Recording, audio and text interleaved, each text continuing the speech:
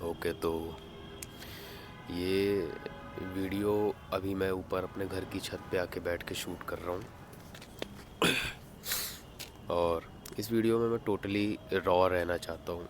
मतलब कोई एडिटिंग नहीं, कोई कुछ नहीं, कोई थंबनेल नहीं, क्योंकि मैं जो इस वीडियो में बताने वाला हूँ ना, वो बहुत ज़्यादा डीप है। और मैं चाहता हूँ कि मेरे साथ वो चीज़ होने से पहले, या फिर मेरे व्यूअर्स में से किसी के साथ भी ऐसा होने से पहले, उनको एक सही गाइडेंस मिल जाए। इसीलिए मैं इस वीडियो को शूट कर रहा हूँ। और छत पे आके इसलिए कर रहा हूँ क्योंकि अभी नीचे मेरे पेरेंट्स हैं रूम पे, घर पे।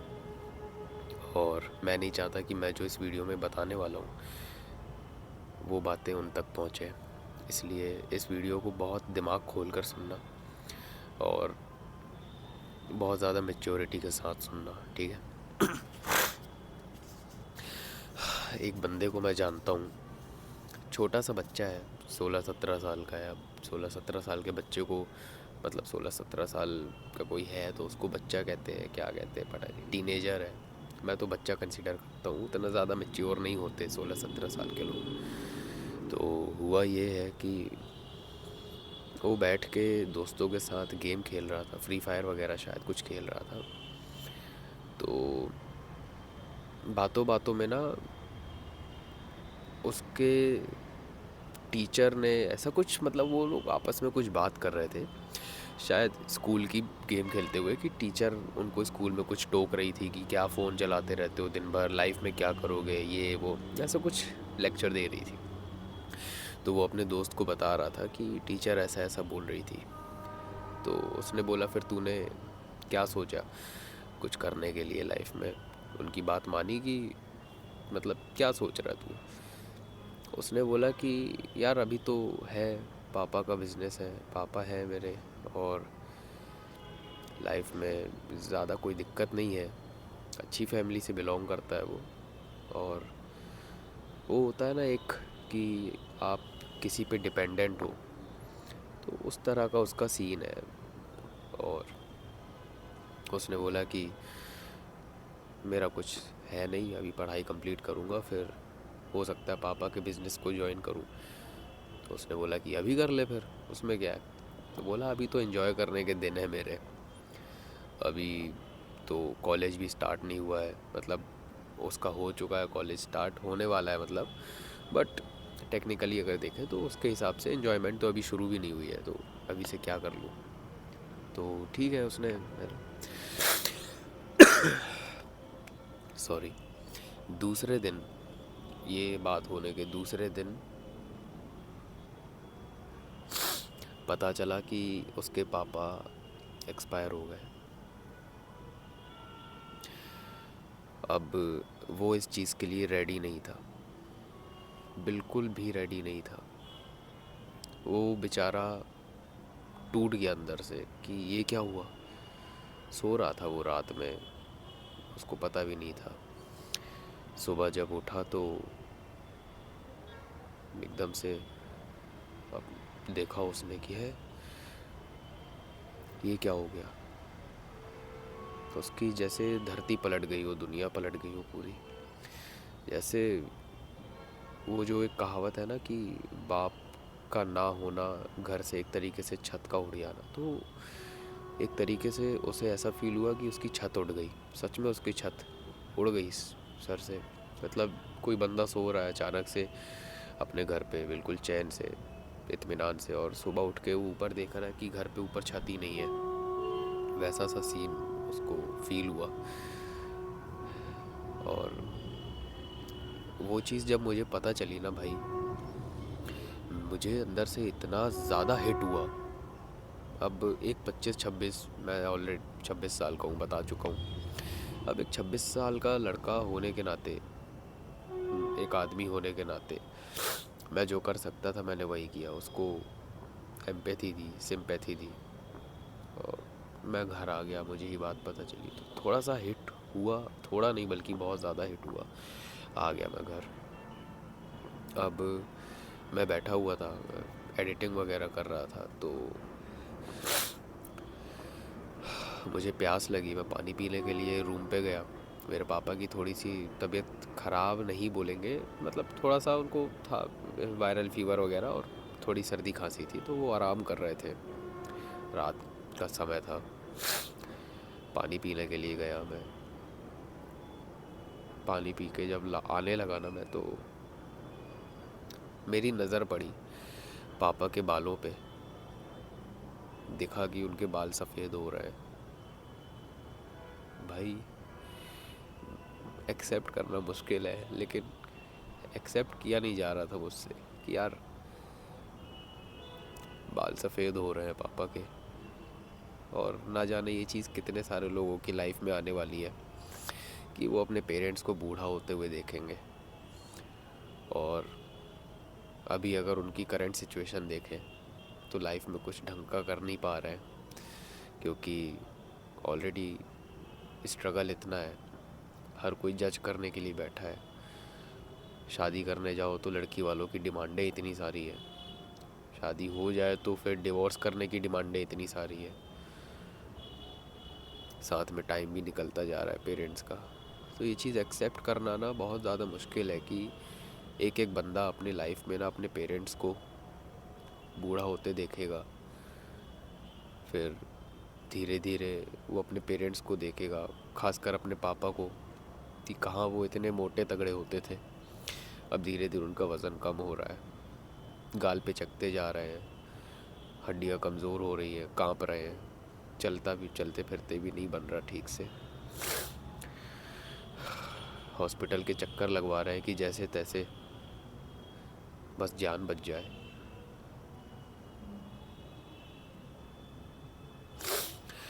और ये चीज़ ना मुझे फ़ील हुई आज से लगभग शायद 10-15 साल पहले की बात है। मैं बहुत छोटा था उस समय, 5-6 साल का था, 6-7 साल का था।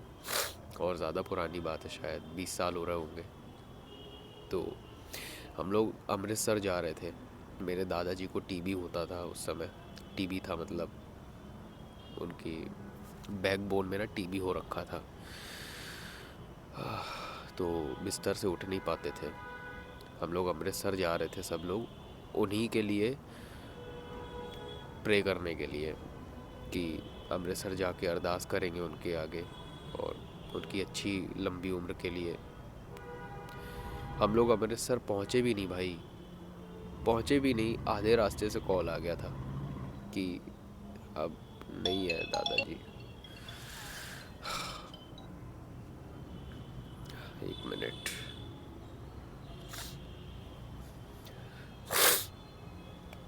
कि अब नहीं है दादाजी, आधे रास्ते से कॉल आ गया था और पहुंच भी नहीं पाए थे हम लोग। लगभग 1-2 घंटे का रास्ता शायद और ही बचा था, नहीं पहुंच पाए थे हम लोग। वापस दूसरी ट्रेन पकड़े, अमृतसर तक भी नहीं गए, अगला जो स्टॉपेज मिला वहाँ से हम उतरे और वापस आए। और आके फिर सब क्रियाक्रम किया। और मेरे पापा भी उस समय बिल्कुल रेडी नहीं थे इस चीज़ के लिए। तो कहीं ना ये चीज़ जो उस बच्चे के साथ हुई ना, बेचारे के साथ, वैसा ही कुछ सीन मुझे पापा के साथ होते दिखा। बट डिफरेंस ये था कि उसमें वो बच्चा बेचारा इमेच्योर था, वो कहीं ना कहीं छोटी मोटी गलतियां कर रहा था उस एज में, कि वो अपने पापा पे बहुत ज़्यादा डिपेंडेंट हो रखा था।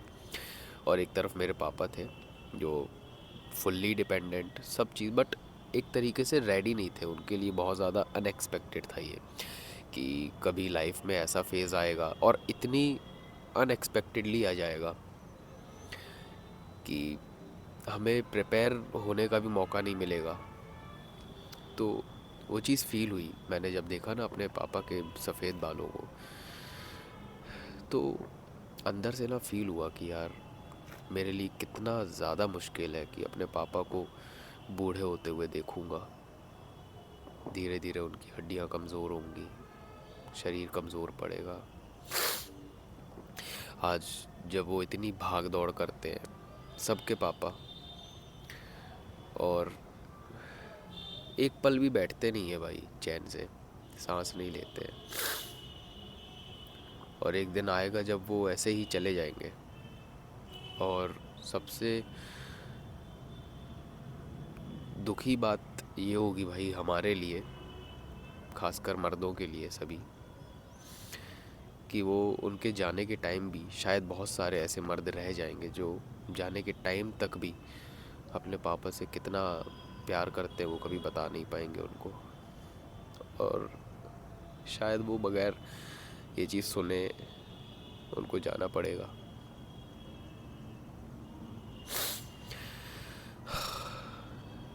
तो भाई, जितने भी लोग देख रहे हो ना लाइफ में, जो जितना भी हार्ड वर्क कर रहे हो, सब कर रहे हो कमाने के लिए, कुछ करने के लिए, भाई सच बता रहा हूँ यार, मत टाइम वेस्ट करो।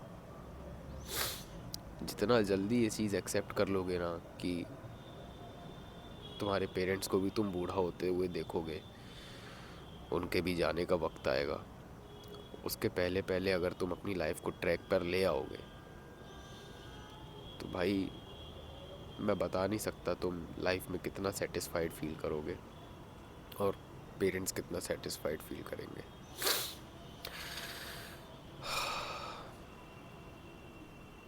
कितना मुश्किल है भाई यार ये एक्सेप्ट करना। हमने जिसको कभी भी चैन से बैठते हुए नहीं देखा, एक वक्त उनका भी आएगा कि शायद वो उठने के जितना भी उनके शरीर में दम नहीं होगा। जिसको एक टाइम पे बैठते हुए कभी नहीं देखा, फिर एक टाइम आएगा कि उठते हुए शायद नहीं देख पाएंगे। शायद उनका शरीर इस तरह का हो जाए कि उठा भी नहीं जा रहा उनसे। तो ये चीज़ एक्सेप्ट करना कितना ज़्यादा मुश्किल है कि कोई ये चीज़ कैसे हो सकता है। जब मैंने अपने पापा के देखे ना सफ़ेद बाल भाई, मुझे एक ही चीज़ फीलिंग आई अंदर से कि यार ये कैसे हो सकता है, इनके बाल कैसे सफ़ेद हो सकते हैं। अब लग रहा है बचकानी बातें कर रहा हूँ मैं कि सबके तो होते हैं, लेकिन एक तरीके से ना बिलीव नहीं हो रहा था, सच में बिलीव नहीं हो रहा था भाई। इसलिए भाई, और यही सेम चीज़ ना मेरे दोस्त के साथ हुई थी कोरोना के टाइम पे।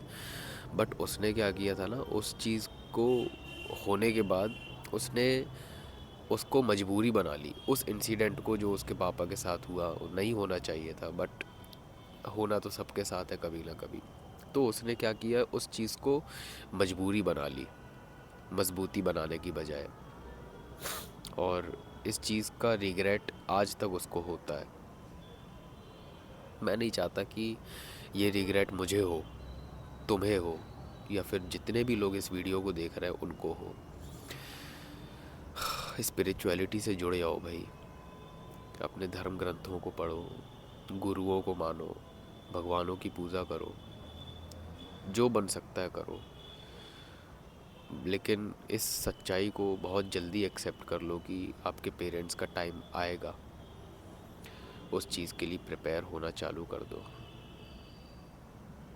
और रेडी रहो कि जब वो टाइम आए तब आप उनके सामने कमज़ोर ना पड़ो। तब आप उनके सामने ऐसा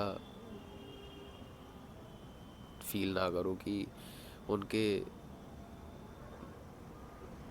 क्या बोलूँ भाई मैं, उनके जाने से आप टूट गए। उनको ऐसा फ़ील नहीं होना चाहिए। उनको ऐसा फ़ील होना चाहिए कि उनके जाने के पहले पहले उन्होंने एक ऐसी औलाद तैयार की जो उनको हंसते हंसते अलविदा कर सकता है या कर सकती है, और पीछे से वो अपनी परिवार को संभालेगा। इतना मैच्योर औलाद बना के गए हैं वो, ये चीज़ उन्हें फ़ील होनी चाहिए। अब वो बच्चा छोटा सा है, अब अपने पापा का बिज़नेस कैसे संभालेगा, संभाल पाएगा भी कि नहीं संभाल पाएगा।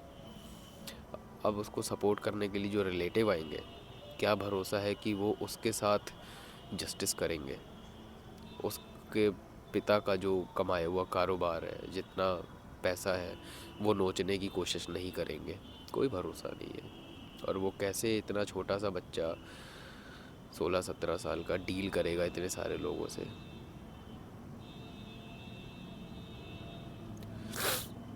इसीलिए भाई फालतू की चीज़ों से ना मत पड़ो भाई, मत पड़ो फालतू की चीज़ों में। करो लाइफ में जो करना है ना भाई, जल्दी से जल्दी करो। अपना गोल बनाओ कि मुझे फटाफट ये चीज़ अचीव करनी है, वो चीज़ अचीव करनी है, ऐसा करना है, वैसा करना है। अपने पेरेंट्स को जो लाइफस्टाइल आप देना चाहते थे, जिसकी उन्होंने कभी सोची भी नहीं थी ना, वो दो दो। क्योंकि उन्होंने ना हमेशा उस लाइफस्टाइल को जीने का सपना देखा था, बट उन्होंने अपने सपने को छोड़ के हमें पैदा करके बड़ा करने में अपना सब कुछ लगा दिया। अब ये नहीं कह रहा हूँ कि अपने सपने मार दो, लेकिन अपने साथ साथ उनके सपनों का भी ख्याल रखो जिन्होंने तुम्हारे लिए, अपने लिए अपने सपने सेक्रीफाइस कर दिए, हमारे लिए, तुम्हारे लिए। तो उनके भी थोड़े बहुत सपनों का ध्यान रखो, उनको भी वो लाइफस्टाइल दो जो वो हमेशा से जीना चाहते थे।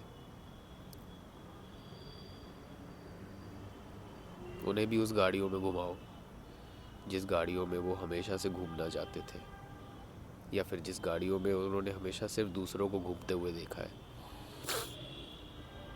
खुद 100-100 रुपये, 50-50 रुपये का पेट्रोल डला के वो पुरानी सी बाइक में चलते हैं जो उन्होंने 15 साल 20 साल पहले ख़रीदी थी, और आज तक बेचते नहीं है, ये कह के कि मेरी पहली बाइक है, मैं नहीं बेचूंगा। बल्कि वो बेचते इसलिए नहीं है कि नई बाइक ख़रीदेंगे तो पैसा वहाँ खर्च हो जाएगा, और वो पैसा खर्च वहाँ पे नहीं करना चाहते, वो तुम्हारे ऊपर करना चाहते हैं। लेकिन वो ये कभी बताएंगे नहीं, इसलिए ये चीज़ तुम्हें समझनी पड़ेगी भाई। अभी ये वीडियो शूट करते हुए मैं क्या अंदर से फील कर रहा हूँ ना, नहीं बता सकता मैं।